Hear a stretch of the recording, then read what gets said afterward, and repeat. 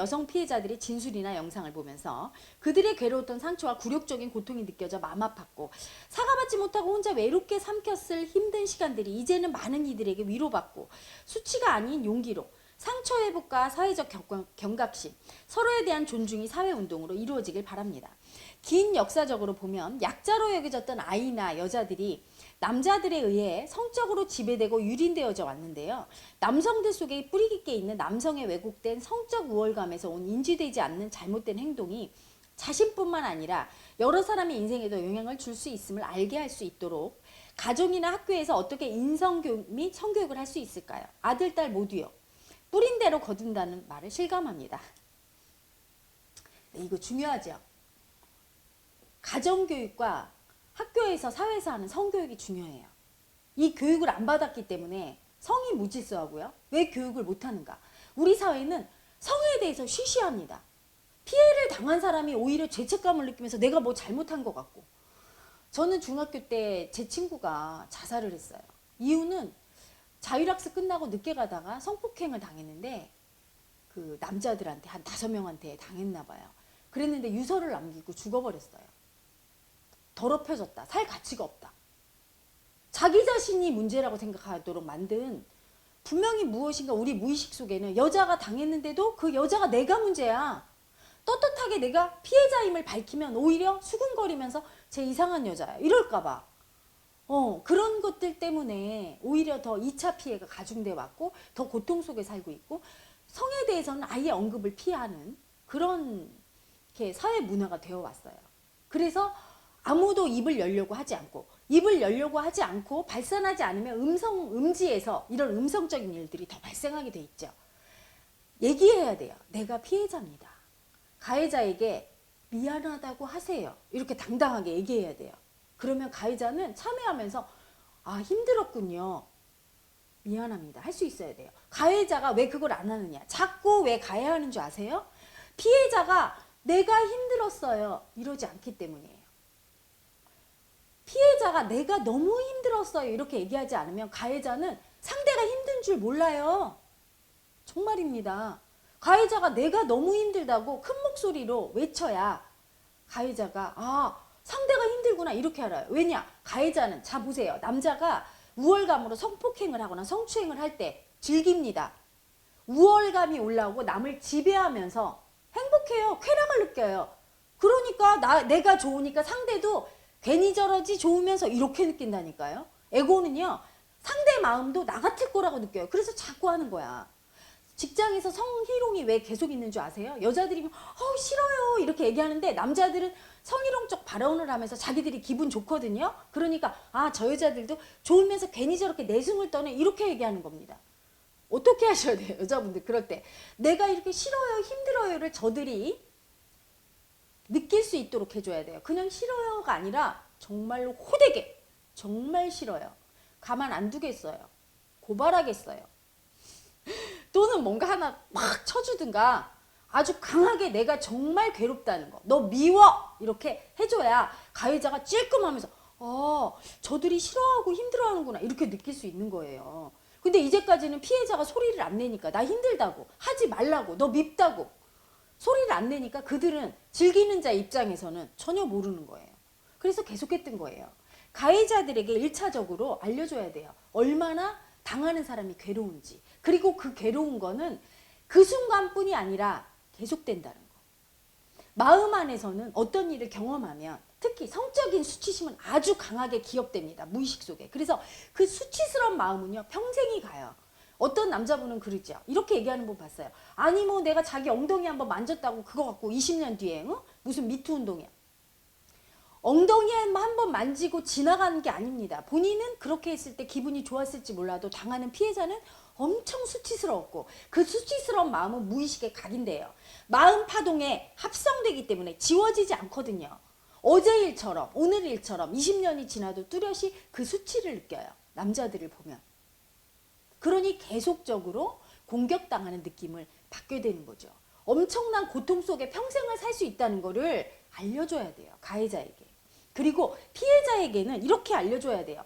네가 고통받고 있음을 자꾸 얘기하고 그들이 못 알아들으면 그들에게도 응당한 벌을 가해야 돼요.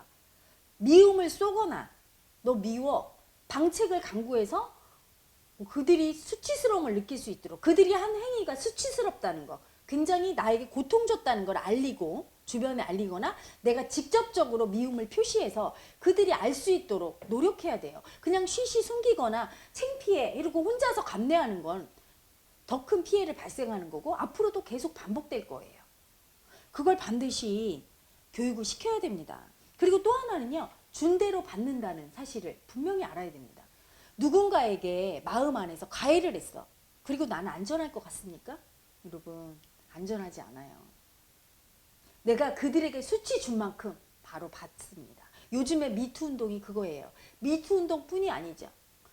본인이 누군가를 성추행하고 성폭행을 해놓고 그분의 잠재의식 속에도 각인이 됩니다. 내가 누군가를 이렇게 만졌을 때 내가 즐겁고 쾌락적인 마음만 느끼겠지만 무의식에서는 당한 피해의 여성의 마음도 그대로 합성이 돼서 계속 죄책감을 갖도록 만들어요. 너 때문이야. 너 때문에 내가 이렇게 괴로워. 이렇게 수치심을 계속 자극합니다. 그래서 가해자도 자기도 모르는 사이에 죄책감과 뭔가 누군가에게 들킬까봐 두려운 마음이 생기고 수치심이 증폭되면서 괴로워져요. 또한 현실에서 이렇게 미투 운동 이런 것들이 일어나서 알게 모르게 나를 고통 주게 돼 있어요. 반드시 내가 누군가를 상처 주고 가해하면 특히 성적인 수치심을 자극하면 그대로 받는다는 거. 열을 주면 열을 받고 백을 주면 백을 받는다는 거를 알려줘야 됩니다. 교육을 해야 되죠. 또한 마지막으로요. 이렇게 성적인 희롱을 하거나 성적인 폭행을 당하거나 피해자와 가해자를 양산하는 건 어떤 마음 파동 때문인가. 마음 공부 입장에서 말씀드리면 수치심 파동 때문에 그렇습니다. 1차크라 이 생식기 부분에 있는 마음 파동은 수치심이에요. 그래서 이 수치심에서 분화돼서 성욕도 올라오고 어떤 성적 욕구라든가 이런 것들이 다 올라오는 건데 수치스러운 일을 많이 당한 사람은요. 수치심을 못 느끼게 돼 있어요. 예를 들면 여러분 아이들을 혼내킬 때 제가 마음 공부를 지도하면서 가장 하지 말아야 될 거에 대해서 부모님들한테 항상 얘기하는 게 있습니다. 아이들을 교육할 때 그냥 네가 이거를 잘못했지 다음에 또 이렇게 하면 혼내줄 거야. 이렇게 얘기하면서 인격적으로 본인이 인격의 무시를 받는다는 느낌 없이 수치심을 자극하지 않는 범위 내에서 합리적으로 체벌을 해야 됩니다. 체벌을 할지라도 체벌 아니고 말로다가 몇 번씩이라도 교화시킬 수 있으면 넌 이렇게 하면 안 돼. 얘기하지만 그게 안 돼서 체벌을 가할 때도 자 손바닥 2대 맞는다. 그래서 2대 때리거나 뭐 이래야 되는데 수치스러운 방법으로 모멸감을 줄 때 있어요. 막 이렇게 뺨을 때린다든가 또는 가장 안 좋은 거 있죠. 발가벗겨서 내쫓아. 이런 부모님이 많더라고요. 발가벗길 때 얼마나 굴욕적이고 수치스러운 마음을 느낍니까? 너무 심한 수치심이 올라오죠. 이렇게 수치심이 너무 심해지면 어떻게 됩니까? 그 다음에 오는 현상이 있어요. 에고는 무의식을 딱 닫아버려요. 안 느껴. 너무 괴로워서 수치심을. 안 느껴버립니다. 자, 수치심을 참고 계속 안 느끼면 어떻게 됩니까? 이 수치의 파동은 너무 괴로우니까 우리 몸으로 마음으로 빠져나가야 되는데 수치심을 느껴야 빠져나가는데 못 느끼게 막아버리니까 못 느끼는 에고는 대신에 수치 대신에 뭐를 느낍니까? 성욕을 느끼게 돼요. 그래서 가끔 보면 이상 성욕 항진증이신 분들이 와요. 이상하게 막 주체 못할 성욕이 올라온대요. 그냥 지나가는 여자만 봐도 성욕이 올라오고 그게 성폭행범이 되는 거죠. 이런 분들의 기억을 들어가 보면 반드시 어린 시절에 모욕당하고 수치당하고 이런 기억이 있어요. 그냥 때린 것도 아니고 아주 모욕적으로 때렸어요. 막 뺨을 잡고 때린다든가 아주 막 쌍욕을 들었다든가 온몸을 발가벗겼다든가 아니면 막 성기를 만진다든가 아니면 막 성적으로 수치 모욕적인 성희롱 발언을 당한다든가 이래서 아주 수치를 많이 당했을 경우에는 수치 느끼는 게 괴로워서 닫아버리고 대신에 성욕으로 대신 느껴서 성욕이 올라오면 참을 수가 없게 만들어지죠. 여러분 성욕은 본능이잖아요. 식욕, 성욕, 수면욕 중에 하나죠. 딱 올라오면 그냥 참을 수가 없어서 딸려가 버려요. 그래서 해버리죠. 그래서 성폭행이나 성추행을 자꾸 하고 성희롱적 발언하는 사람들이 나오는 거죠. 양산되는 겁니다. 그런 분들이. 그런 가해자, 피해자가 나오는 이유가 바로 이 마음 안에서 수치심을 못 느끼도록 사람을 너무나 무시하고 모욕 주고 수치스러운 행위를 하는 그것 때문에 양산이 되는 거예요. 그래서 이런 부분을 부모님이 교육할 때, 가정교육할 때 절대로 아이가 내 소유물인 것처럼 그들의 인격을 무시하고 어린아이라고 해서 수치 주고 하시면 절대 안 돼요. 학교에서도 마찬가지입니다. 모든 선생님들 아이를 일으켜 세워서 모든 사람들 앞에서 쟤는 이런 애야 수치 주고 그렇게 하시면 절대 안 돼요. 이 아이의 무의식이 왜곡됩니다. 수치심으로. 그래서 수치를 못 느끼게 되죠. 수치를 못 느끼는 인간은 위험해요.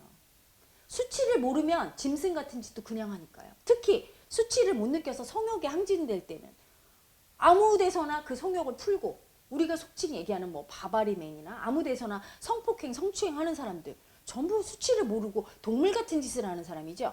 너무 수치가 심해져서 수치 대신에 성욕으로만 느껴지고 그 성욕을 컨트롤할 수치심을 인간으로서의 도덕성을 못 느껴서 그렇게 된 건데 그거는 자라고 훈육되어가는 과정 중에서 어른이 되는 과정 중에서 제대로 된 방법으로 훈육이 되지 못했기 때문이에요. 굉장히 중요하죠. 그래서 굉장한 수치나 모욕감을 주는 방법으로 교육하지 말 것. 우리 사회가 명심해야 됩니다. 또 하나는요. 너무나 큰 스트레스를 주면 안 됩니다. 인간은요. 아주 목숨이 왔다 갔다 할 정도의 스트레스를 받으면 극도의 그 목숨이 위태롭다는 걸 느끼면 성욕이 올라가게 돼 있어요. 왜냐하면 모든 생존하는 이 동물들은요. 생명체들은 자기 종족 번식의 그 본능이 있거든요. 그래서 내가 죽어도 뭔가 씨를 남겨야 된다는 그 무의식 속에 그 마음이 있어요. 그래서 내가 생명이 위협받을 정도로 극도의 스트레스를 받으면 성욕이 올라가요.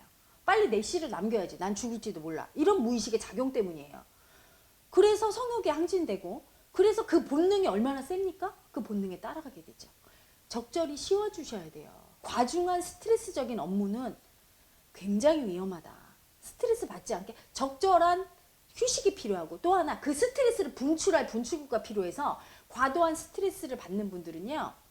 격렬한 운동을 통해서 그걸 해소해야 돼요. 그리고 사춘기의 남학생들은 성욕이 항진될 확률이 높아요. 남성 호르몬이 엄청 올라가죠. 이때는 아주 격렬한 운동을 통해서 내 무의식 속에 올라오는 성욕이나 그런 본능들을 해소할 필요가 있는 거예요. 그걸 부모님들이 잘 알고 아이들이 그냥 심한 자위나 또는 그냥 공부로 너무 스트레스 받는데 그냥 뭐 잠을 자서 해소될 거다 이렇게 생각하시면 안 되죠. 엄청난 운동을 통해서 해소해야 되고 충분히 정서적으로 안정시켜주고 스트레스 상황에서 벗어나게 해주셔야 됩니다. 그리고 자기 자신이 굉장한 스트레스를 받는다고 느낄 때 쉬어주시는 거 잊지 마세요. 특히 중차대한 일들을 맡고 있는 분들 쉬어주셔야 돼요. 그래서 안정을 취해야 그런 격렬한 본능이 올라오지 않습니다.